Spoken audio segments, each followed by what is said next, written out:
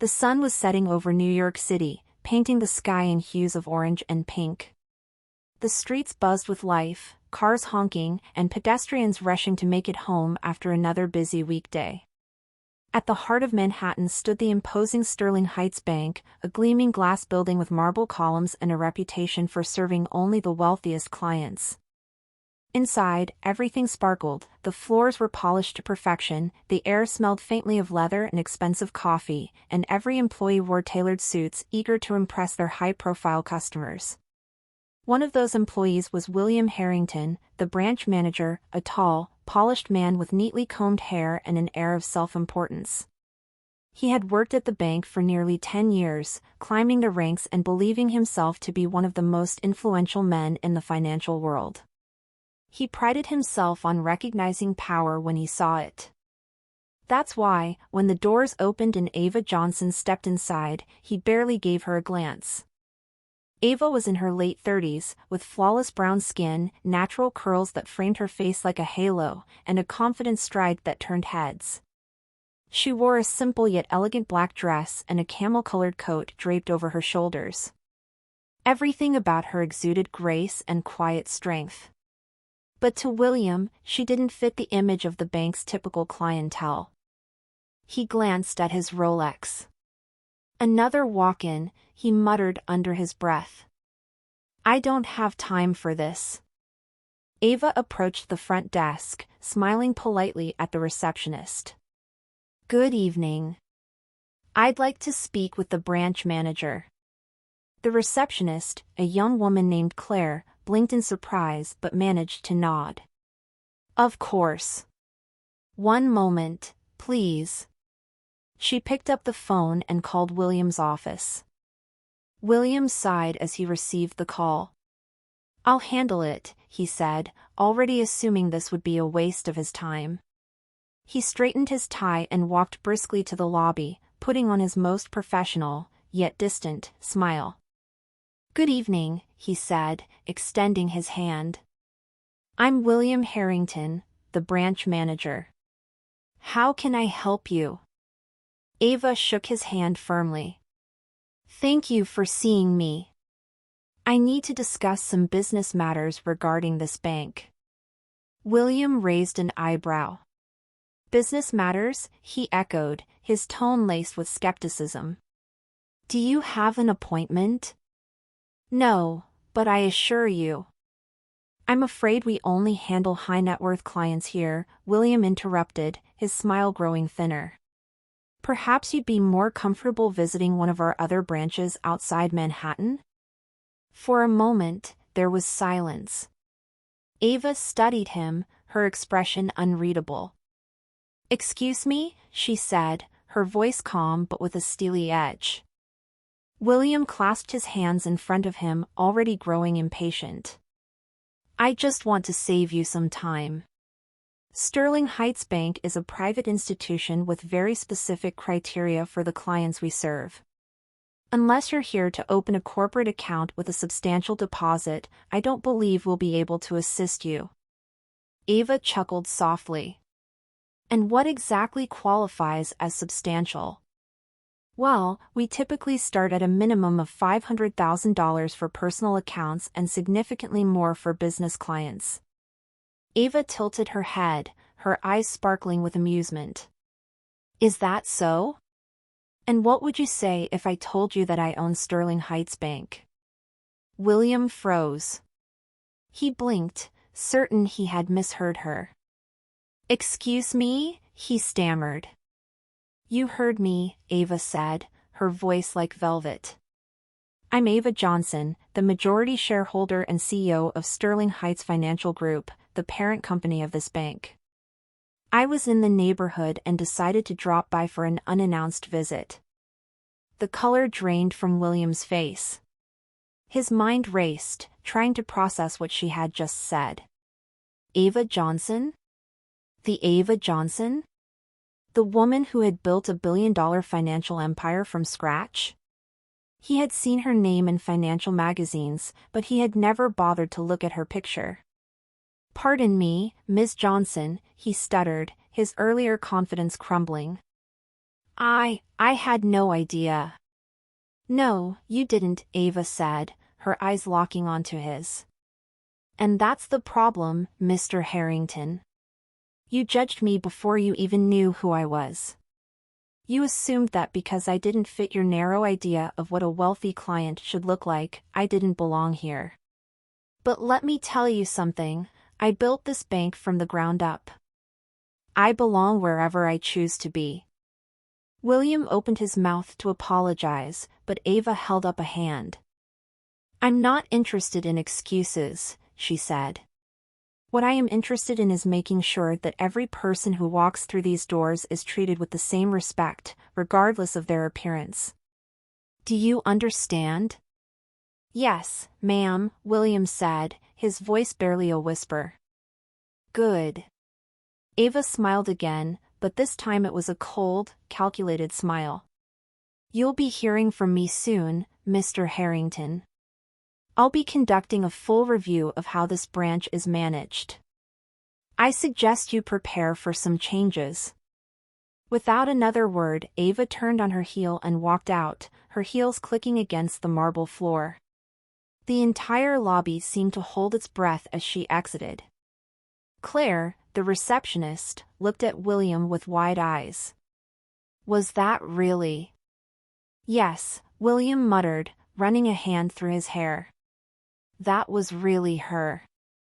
And as he stood there, watching the doors close behind Ava, he couldn't shake the feeling that his days at Sterling Heights Bank were numbered.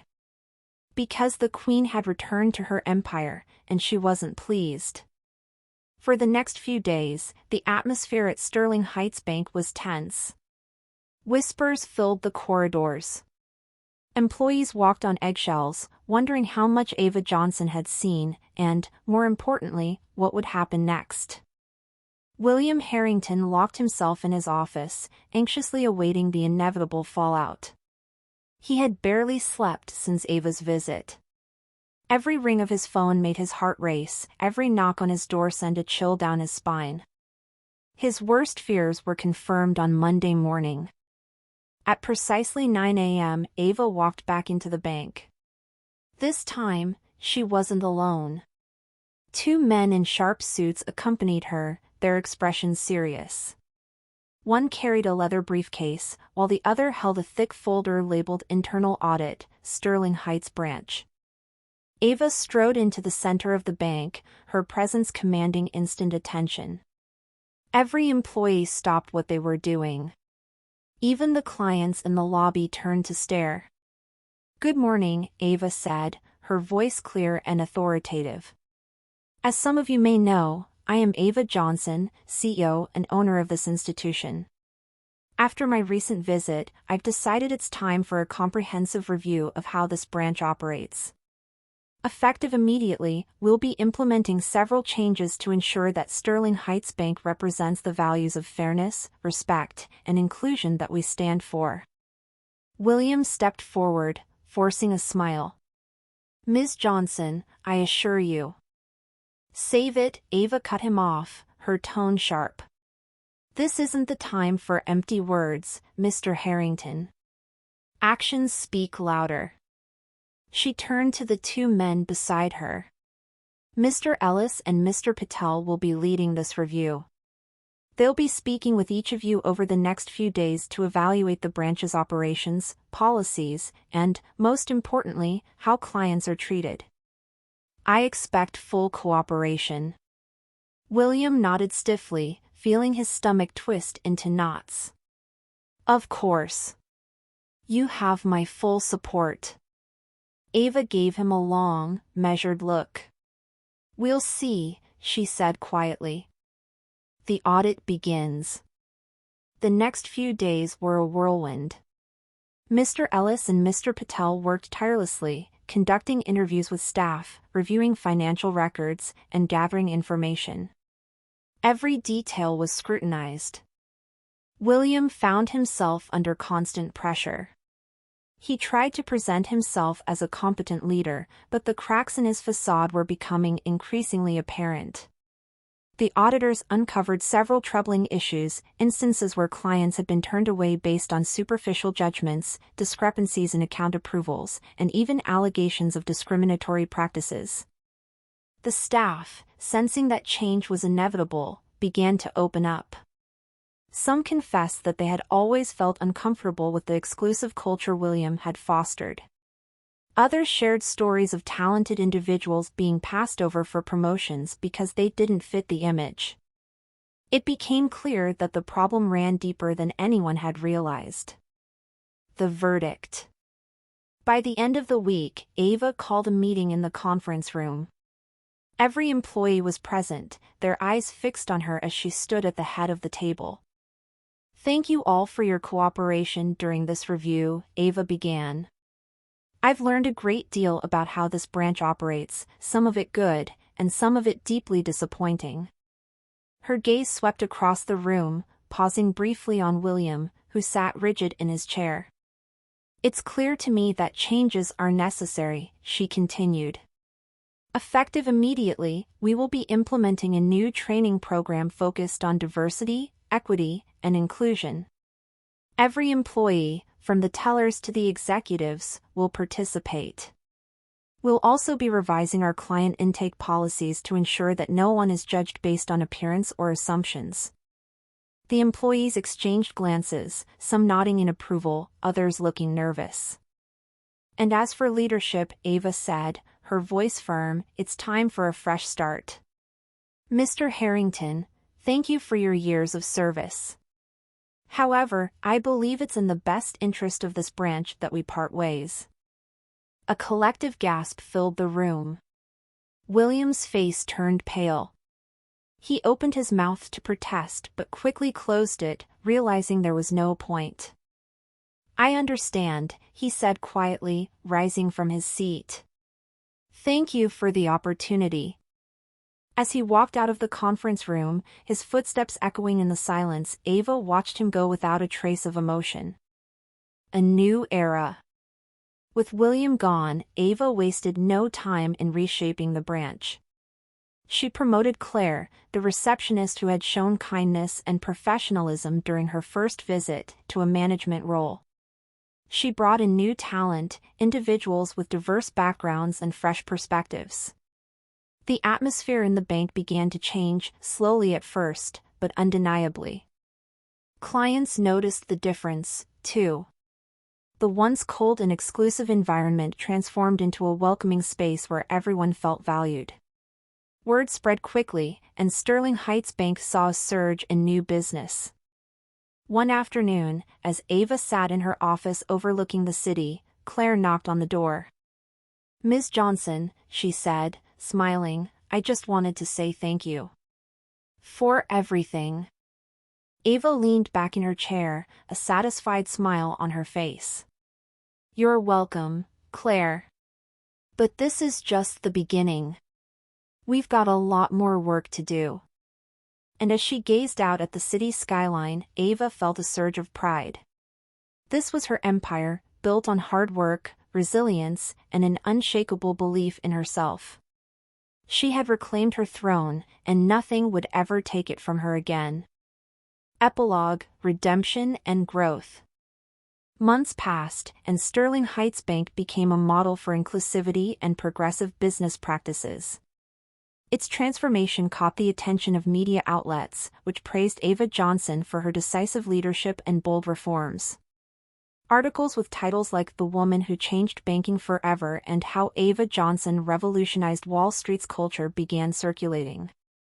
The success was undeniable, but Ava knew that her work was far from over. She had one eye on the future, expanding the bank's reach and continuing to break barriers. However, part of her couldn't help but wonder what had become of William Harrington. A familiar face. On a rainy Thursday afternoon, Ava found herself at a cozy coffee shop in Brooklyn. It was one of her favorite spots, a place where she could escape the chaos of Manhattan and reflect in peace. She ordered her usual latte and settled into a corner booth with her laptop. As she typed away, she heard the door chime. A man walked in, soaked from the rain, carrying a briefcase that had clearly seen better days. He paused, looking around as if searching for something, then made his way to the counter. Ava's eyes widened in surprise. It was William Harrington. He looked different. His once meticulously styled hair was now slightly unkempt, and the expensive suits had been replaced with a simple gray sweater and jeans. There was a humility in his posture that she had never seen before. Curious, Ava watched him as he ordered a coffee and sat at a nearby table. He pulled out a notebook and began scribbling furiously, completely absorbed in his work. After a few moments of hesitation, Ava stood and approached him. "Mr. Harrington," she said. William looked up, startled. His eyes widened as he recognized her. "Ms. Johnson," he said, rising to his feet. I didn't expect to see you here." "Neither did I," Ava said with a smile. "Mind if I join you?" "Of course," William said, gesturing to the seat across from him. Ava sat down, studying him closely. "You look different," she said. "What have you been up to?" William chuckled softly, running a hand through his hair. "A lot has changed since we last spoke," he admitted. "After I left the bank, I had to do some serious soul-searching. Losing that job was a wake-up call. It forced me to confront some hard truths about myself, about the way I viewed people, the assumptions I made, and the kind of leader I had become." Ava nodded, impressed by his honesty. "And what did you discover?" "That I needed to change," William said. "I realized I had spent so much time chasing status and power that I lost sight of what really matters. So, I decided to start fresh. I've been working with a non-profit organization that provides financial literacy programs to underprivileged communities. It's been humbling, but also incredibly rewarding." For the first time, Ava saw a genuine spark in his eyes, not the calculated ambition she had once known, but a true passion for making a difference. "That's impressive," she said sincerely. "It takes courage to start over." William smiled. "I owe a lot of that to you. If you hadn't held me accountable, I don't think I would have ever taken that step." They sat in comfortable silence for a moment, the rain tapping softly against the window. Finally, Ava leaned forward.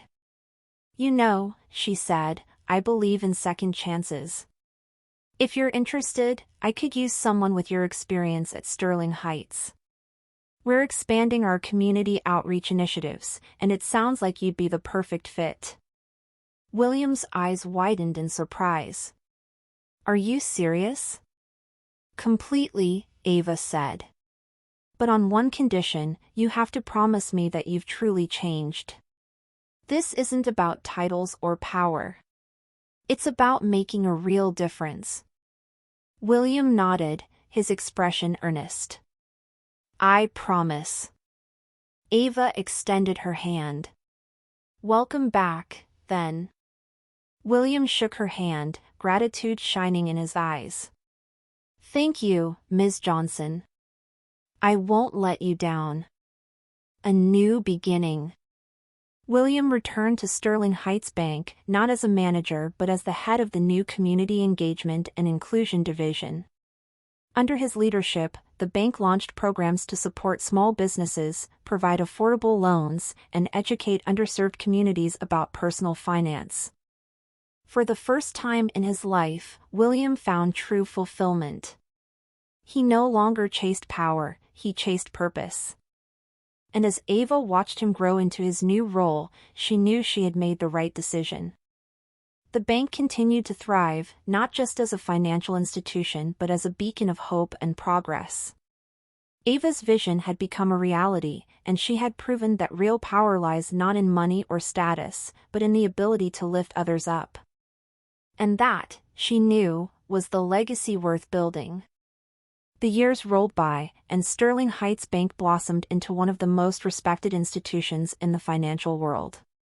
Its transformation became a blueprint for other banks, inspiring leaders across industries to prioritize diversity, fairness, and community building over outdated elitism. Ava remained at the helm, a visionary leader whose name was now synonymous with change. The Ava Effect, as the media called it, became a case study taught in business schools worldwide. She was invited to speak at conferences and even published a best-selling memoir, Breaking Barriers, Building an Empire with Purpose. William, too, found his calling. As head of the Community Engagement and Inclusion Division, he expanded Sterling Heights outreach programs far beyond New York. Under his guidance, the bank opened financial resource centers in underrepresented communities, offering workshops on credit building, homeownership, and business financing. One of those programs, Future Financiers, became especially dear to him. It provided mentorship and internships for young people from low-income neighborhoods, giving them a chance to pursue careers in banking and finance. A full-circle moment. One afternoon, William stood in front of a classroom filled with eager high school students. He had just finished a presentation on financial literacy and was taking questions. A young girl raised her hand. She couldn't have been more than 16, with bright eyes and an air of determination. "Mr. Harrington," she began, "do you really think someone like me could work at a place like Sterling Heights one day?" William smiled warmly. "Not only can you work there," he said, "but if you work hard and believe in yourself, you can lead it. Just like Ava Johnson did." The girl's eyes lit up with hope, and for a moment, William saw a glimpse of his younger self, full of ambition but lacking the guidance and wisdom he now possessed. He made a mental note to keep an eye on her. The Gala. A year later, Sterling Heights hosted its annual Community Impact Gala, a grand event celebrating the bank's achievements and the lives it had changed. The room buzzed with energy as philanthropists, business leaders, and community members mingled. Ava stood near the stage, dressed in a sleek navy gown, her eyes scanning the crowd. This event was always her favorite, a chance to reconnect with the people who had become part of the bank's growing family. "Quite the event," a familiar voice said behind her. She turned to see William, smiling broadly, a glass of champagne in hand. He looked more relaxed than she'd ever seen him, his confidence now tempered with genuine warmth and humility. "It's amazing, isn't it?" Ava said, gesturing to the room. "All these people coming together to celebrate something bigger than themselves." William nodded. "You made all this possible, Ava. None of it would have happened without your vision." "Maybe," Ava said thoughtfully. "But it wouldn't have happened without people willing to change. People like you." William raised his glass. "To change, then." Ava clinked her glass against his. "To the future." 10 years later. The next decade saw even more growth and transformation. Sterling Heights expanded internationally, opening branches in Europe, Africa, and South America, with a strong focus on empowering communities through sustainable finance. Ava eventually stepped down as CEO but remained actively involved as chairwoman of the board. William, now a seasoned leader in his own right, continued to push the bank into new territory. He had become a mentor to countless young professionals, guiding them with the wisdom he had gained through his journey. One day, as he sat in his office, a knock on the door interrupted his thoughts. "Come in," he said. A young woman stepped inside. It was the same girl he had met years ago at the financial literacy workshop. Now, she was a recent college graduate, her eyes still filled with that same spark of determination. "Mr. Harrington," she said, smiling nervously, "I just wanted to thank you for everything. If it weren't for the Future Financiers program, I wouldn't be here today. I just got hired as an analyst in the corporate finance division." William's heart swelled with pride. "That's incredible. Congratulations. You earned it." "Thank you," she said. "I hope I can make as much of a difference as you have." "You will," William said. "And one day, you'll help someone else do the same." As she left the office, William leaned back in his chair, reflecting on how far he had come. He had once thought that power and success were about being at the top, but now he knew the truth. Real power was about lifting others up and creating opportunities for the next generation. A legacy fulfilled.